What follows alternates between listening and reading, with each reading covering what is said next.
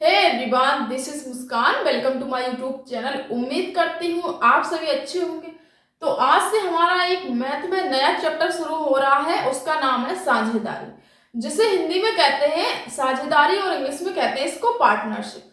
तो पार्टनरशिप से लगभग लगभग आपके हर एग्जामों में दोस्तों क्या है, क्वेश्चन आपके 1 से 2 बन ही जाते हैं। तो मैथ में हमारा पार्टनरशिप स्टार्ट हो रहा है। इसके पहले दोस्तों मैंने 5 से 6 चैप्टर आपको पढ़ा दिए हैं, जैसे कि एलसीएम एचसीएफ वगैरह हो गया, और आपका क्या है नंबर सिस्टम, एंड आपका क्या है इसमें रेशियो प्रोपोर्शन, और 2 टॉपिक मैंने और जो गुणोत्तर श्रेणी समांतर श्रेणी की पढ़ा दी है। तो आज से हमारा नया टॉपिक है दोस्तों, नया चैप्टर है, उसका नाम है पार्टनरशिप। पार्टनरशिप का दोस्तों हर एग्जाम में एक ऐसा रोल है जो कि आपके क्वेश्चन आते हैं, जैसे कि आपके नंबर सिस्टम के क्वेश्चन बन ही बनने हैं, ऐसे ही आपके पार्टनरशिप के क्वेश्चन बन जाते हैं 1 से 2। तो चलिए वीडियो को बिना किसी देरी की शुरू करते हैं दोस्तों। वीडियो शुरू करने से पहले आपसे एक छोटी सी रिक्वेस्ट है, यदि आप इस चैनल पर नए आए हैं तो चैनल को सब्सक्राइब कर दीजिए, क्योंकि आपको पता है इस चैनल के माध्यम से कंप्लीट मैथ पढ़ाई जा रही है। तो आज हमारा लगभग लगभग 5 से 6वां चैप्टर है, ठीक है।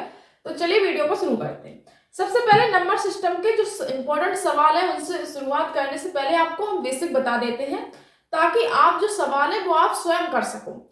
क्योंकि साझेदारी, पूरी मैथ में साझेदारी मान लीजिए आपका क्या सबसे सरल ही टॉपिक है, ठीक है। केवल इसमें आपका एक ही फॉर्मूला है, उसी फार्मूले के आपके 3 टाइप है, बस उसी के हिसाब से आपको इसमें सवाल आते हैं। तो समझ लीजिए किस प्रकार से। दोस्तों यदि आप पेन और कॉपी के साथ नहीं बैठे हैं तो आप पेन और कॉपी के साथ बैठ जाइए। जैसे कि पहला है आपका निवेश, ठीक है। साझेदारी को आप समझ ही गए होंगे। पार्टनरशिप, जब कोई बिजनेस करते हैं 2 व्यक्ति या 3 व्यक्ति मिलकर, तो उसे पार्टनरशिप कहते हैं। और उसके बाद जो पार्टनरशिप यानी जो साझेदारी करते हैं उसमें कुछ पैसा भी लगता होगा। जब कोई कोई बिजनेस खोलेगा 2 या 3 व्यक्ति मिलकर, तो उसमें पैसा भी लगेगा, उसमें समय भी लगेगा, फिर उसमें उनको क्या है लाभ भी मिलेगा। तो बेसिकली यही है साझेदारी की, जब हम पैसा भी लगाते हैं, उसमें हम जो पैसा लगाने का मतलब निवेश करते हैं, पूंजी लगाते हैं, और उसमें दोस्तों समय जितना देते हैं, जितना समय दो उसके हिसाब से उसके बाद जो लाभ होता है, जो प्रॉफिट होता है, बस यही 3 सूत्र हैं। तो निवेश या पूंजी, इसे क्या कहते हैं, निवेश या पूंजी, ठीक है। इसे इंग्लिश में कहते हैं कैपिटल। क्या कहते हैं, कैपिटल। उसके बाद हमें समय भी तो लगाना होता। जब मान लीजिए मैंने कुछ पूंजी लगाई, ठीक है, तो फिर उसके बाद मुझे समय का इंतजार भी करना पड़ेगा। मतलब जितने समय के लिए, जैसे कि कोई आपकी बैंक में मान लीजिए कोई आपके फिक्स डिपॉजिट करता है, तो वो कहता है मुझे 5 साल के लिए मैंने ये फिक्स डिपॉजिट किया है, जितने भी साल के लिए, ठीक है। तो जितना भी समय लगे उसे समय को तो आपको पता ही है, टाइम बोलते हैं। उसके बाद हमें होता है लाभ। जो भी पूंजी लगाए, जितने भी समय पर लगाए, उस पर हमें मिलता है लाभ। क्योंकि जब हम कोई व्यापार शुरू करते हैं तो हम इसलिए थोड़ी ना करते हैं कि मुझे कोई लाभ ना मिले, मेरा घर परिवार आगे ना बढ़े। कोई भी व्यक्ति हो जब कोई बिजनेस शुरू करता है, व्यापार शुरू करता है, तो वो इसीलिए करता है कि मेरी तरक्की हो। तो कहने का मतलब कहीं ना कहीं इसका तात्पर्य लाभ से भी है। किससे है, लाभ से। तो लाभ को इंग्लिश में कहते हैं प्रॉफिट। क्या कहते हैं, प्रॉफिट। तो बस इसका सूत्र होता है आपका लाभ बराबर पूंजी, पूंजी इंटू समय। क्या होता है, लाभ बराबर पूंजी इंटू समय। बस इसी एक सूत्र से आपका पूरा चैप्टर खत्म हो जाएगा। बस आप क्या है कंसंट्रेट के साथ दोस्तों क्लास को देखते रहिए, और क्या है पेन और कॉपी के साथ बैठ जाइए। तो बस यही आपका सूत्र है। पूंजी या निवेश को हम इंग्लिश में कैपिटल कहते हैं, ठीक है। समय को हम टाइम कहते हैं, लाभ हमें मिलता है वो प्रॉफिट होता है, ठीक है। तो लाभ बराबर हमारा पूंजी इंटू समय, जितनी पूंजी लगाएंगे, जितने समय के लिए लगाएंगे, उस पर हमें जो लाभ मिलेगा, यही हमारा पार्टनरशिप में दोस्तों एक सूत्र है। अब इसमें क्या है, इसमें आपके 3 तरह के सवाल बनेंगे, ठीक है। इसी एक सूत्र से 3 तरह के सवाल बनेंगे, और बस आपका क्या है पार्टनरशिप 3 से 4 क्लासेस में खत्म हो जाएगा। देखो पहला है आपका, यहाँ पर आपका पहला क्या है कि जब आपको देखो समय भी अलग अलग है। जैसे मान लीजिए कोई 2 व्यक्ति हैं, ए और बी, ठीक है। उन्होंने पूंजी भी अलग लगाई। मान लो किसी ने 4,000 लगा दी तो किसी ने 5,000, ठीक है। पूंजी भी अलग अलग लगा दी, और उन्होंने क्या किया, पूंजी तो अलग लगा ही दी, उन्होंने क्या समय भी अलग अलग दे दिया। ए ने कहा मैं तो 6 महीने के लिए अपनी पूंजी लगाऊंगा, बी ने कहा मैं तो अपनी पूंजी 8 महीने के लिए लगाऊंगा। तो इनका देखो समय भी अलग अलग हो गया। जब इनकी पूंजी अलग अलग है, इनका समय अलग अलग है, तो इन्हें जो लाभ मिलेगा ना वो भी क्या है, अलग अलग ही मिलेगा। मान लो किसी को 17 मिला, किसी को 19 मिला, ये मैं आपको ऐसे ही बता रही हूँ। तो ये देखो लाभ भी अलग अलग। तो पहला आपका कंसेप्ट यही बनता है दोस्तों कि जब पूंजी, समय, लाभ और लाभ तीनों अलग अलग हो। ठीक है, पहला आपका कंसेप्ट यही बनता है जब तीनों चीजें अलग अलग हो। तो आपका सूत्र क्या होगा, मान लीजिए ए और दो व्यक्ति हैं, तो इन्होंने क्या है अपनी पूंजी लगाई। ठीक है, उसके बाद उन्हें एक को प्रॉफिट P1 हो गया, एक को प्रॉफिट P2। तो मान लीजिए C1 लगाई और T1 समय लगाया, C2 इंटू T2 समय लगाया। अब यहाँ पर आप समझ सकते हैं, देखो तीनों की चीजें क्या है, अलग अलग है। ठीक है, तीनों की चीजें क्या है, अलग अलग है। इन्होंने अपना क्या है प्रॉफिट इन दोनों को अलग अलग मिला। किसी एक को प्रॉफिट P1 मिला तो दूसरे को P2 मिला। किसी ने अपनी C1 पूंजी लगाई, किसी ने C2, कहने का मतलब अलग अलग पूंजी लगाई। किसी ने T समय के लिए तो किसी ने T2 समय के लिए। मतलब कहने का मतलब जब तीनों चीजें अलग अलग हों तो कहने का मतलब आपका ये सूत्र रहने वाला है। ठीक है, अब चलिए आते हैं दूसरे कंसेप्ट पे। बड़े छोटे छोटे कंसेप्ट हैं, आपको इजीली समझ में आ जाएंगे। जब तीनों चीजें क्या अलग अलग थी, अब इसमें क्या है, जब समय समान हो, क्या है, जब समय समान हो, मात्र समय समान हो, तो क्या हो जाएगा, मान लीजिए इससे प्रॉफिट बना मिला P1, इससे प्रॉफिट मिला P2। इसने C1 टाइम के लिए लगाई, इसका टाइम है T। ठीक है, क्योंकि समय क्या है समान, और इसने अपनी पूंजी अलग लगाई, मान ली C2, और इसने भी किया है T समय के लिए लगाई। तो आप यहाँ पर देख सकते हैं समय क्या है समान, इसका भी T समय, मान ली इसने भी 6 महीने के लिए लगाई, इसने भी 6 महीने के लिए लगाई। तो इनका जब समान है तो हमारा T से T कट जाएगा, तो हमारा सूत्र क्या बन जाएगा, P1 बटे P2 बराबर C1 बटे C2। ठीक है, तो मात्र हमारा क्या होगा, P बराबर C1, P2 बराबर C2। मतलब आपको क्या है इसी तरीके से, इस तरीके से मात्र आपको लगा देना है। अब इस सवाल के माध्यम से आपको और क्लियर हो जाएगा। अब तीसरा अपने कंसेप्ट क्या है कि जब पूंजी समान हो। ठीक है, अब इसमें क्या है, पूंजी समान होगी, सारी चीजें होंगी इसमें अलग अलग। तो देखो इससे प्रॉफिट P1 मिला, इससे प्रॉफिट P2 मिला। इन्होंने पूंजी C लगाई T1 समय के लिए, इन्होंने भी C लगाई क्योंकि पूंजी समान है, T2 समय के लिए। अब यहाँ पर देखो, यहाँ पर C से C कट जाएगा, तो यहाँ पर P1 बटे P2 बराबर इसने T समय के लिए लगाई T1 और इसने T2 समय के लिए लगाई।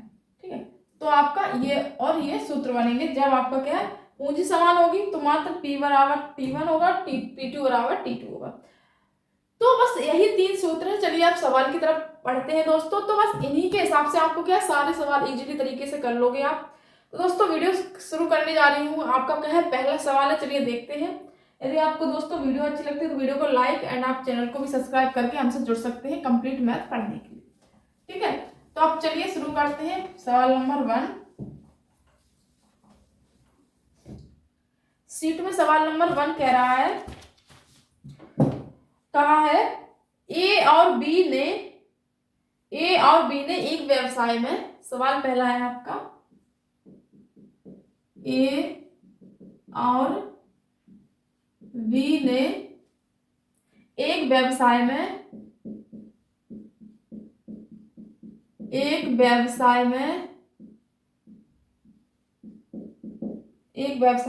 7:5 के अनुपात में धन निवेश किया। 7:5 के अनुपात में धन निवेश किया। ठीक है, धन निवेश किया।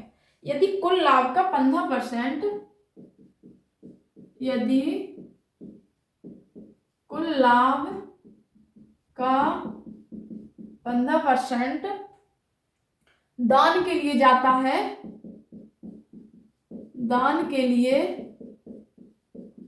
जाता है, और लाभ में ए का हिस्सा, और लाभ में इसमें लाभ में, प्रॉफिट में ए का हिस्सा कितना है 5950 5950 रुपए है तो कुल लाभ ज्ञात करो। आपका पहला क्वेश्चन ये दिया है, क्वेश्चन नंबर 1 कहा गया है ए और बी ने एक व्यवसाय में 7:5 के अनुपात में धन निवेश किया। यदि कुल लाभ का 15% दान के लिए जाता है और लाभ में ए का हिस्सा कितना है 5950 रुपए है तो कुल लाभ है। क्योंकि आपको पता है मैंने इससे पहले आपको रेशियो प्रोपोर्शन पढ़ाया है, रेशियो प्रोपोर्शन पे ही दोस्तों ये पूरा सवाल अनुपात पे ही निर्भर है।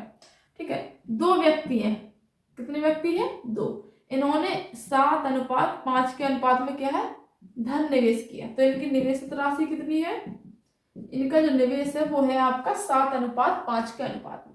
ठीक है, आपको पता है यहाँ पर आप x मानेंगे, क्यों, क्योंकि आपको पता है ये पूर्ण वैल्यू नहीं है, जो अनुपात में होती है पूर्ण वैल्यू नहीं होगी। अब जो x का मान निकलेगा उसका गुणा करेंगे तब ये पूर्ण वैल्यू बनेगी। ठीक है, तो यहाँ पर आपको x मान लेना।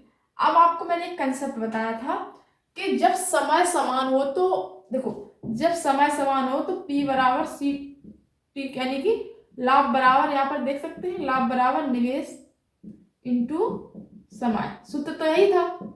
मैंने कहा जब समय समान हो तो क्या करेंगे, समय हट जाता है। आपको मैंने अभी बताया था P1/P2 बराबर C इंटू टी और C2 बराबर, तो यहाँ T से T कट जाएगा तो समय हट जाएगा, तो कहने का मतलब क्या निकलेगा आपका प्रॉफिट बराबर निवेश, कहने का मतलब लाभ बराबर क्या बचेगा आपका निवेश। ठीक है, तो जो निवेशित राशि है वो लाभ के बराबर आ जाएगी। ठीक है, मैंने आपको ये बताया था कब, जब समय समान हो। तो इसमें समय का जिक्र कहीं किया है, ए और बी ने एक व्यवसाय में 7:5 के अनुपात में धन निवेश किया। यदि कुल लाभ का 15% दान के लिए आता है और लाभ में ए का हिस्सा ये है तो कुल लाभ बताओ, समय कहीं नहीं है। तो जब समय की जिक्र नहीं होता तो समय समान होता है। ठीक है, तो यहाँ पर हम लाभ बराबर निवेश के रख सकते हैं, क्योंकि सूत्र आपका वही कहता है जब टी समान हो तो टी हट जाएगा, तो पी बराबर सी, यानी कि प्रॉफिट बराबर आपका कैपिटल आ जाता है। तो इसे हम क्या कर सकते हैं, लाभ के बराबर भी रख सकते हैं। तो लाभ हमारा 7x अनुपात 5x बन जाएगा। अब इसमें कहा है और लाभ में ए का हिस्सा, ए का लाभ कितना हुआ, ए का लाभ है आपका 7x और उसमें क्या क्या है, और लाभ में ए का हिस्सा कितना है 5950। ठीक है, तो ए का हिस्सा कितना है 5950 और यहाँ निकला ए का हिस्सा लाभ में कितना 7x, तो 7x की वैल्यू निकल जाएगी 5950। यहाँ से x की वैल्यू निकालेंगे 5950/7, 7 से काटेंगे 7 49 67 56 56 3 बचेगा 7 पना 35 0। x की वैल्यू यहाँ पर निकली आपकी 850, कितनी निकली 850। ठीक है, तो यहाँ पर गुणा कर देंगे हम अपना कितना 850 का गुणा कर देंगे यहाँ पर। अब इसमें पूछा था कुल लाभ, देखो ए का लाभ है 7x, बी का लाभ है 5x, कुल लाभ कितना हो जाएगा, तो आपका 7 5 12, जो कुल लाभ है वो हो जाएगा आपका 12x। ठीक है, तो हमें क्या है यहाँ पर गुणा कर देंगे 12 इंटू एक्स का मान है 850। ठीक है, तो यहाँ निकलेगा आपका 0 12 पंचे 60 की 0 हासिल 6 12 सत्ते 84 12 अट्ठे 96 और ये 6 कितना हो गया 96 97 98 99 100 101 102, यहाँ पर आपका 102 निकला। तो कुल लाभ तो निकला आपका 102, कितना निकला प्रॉफिट आपका टोटल कितना निकला, टोटल प्रॉफिट आपका निकला 102,00। फिर उसमें आगे कहा था आपका कि यदि कुल लाभ का 15% दान के लिए, कुल लाभ हमारा कितना है टोटल, ठीक है, टोटल प्रॉफिट हमारा है 102,00। ठीक है, कहने का मतलब 10,200, तो 10,200 हमारा कुल लाभ है।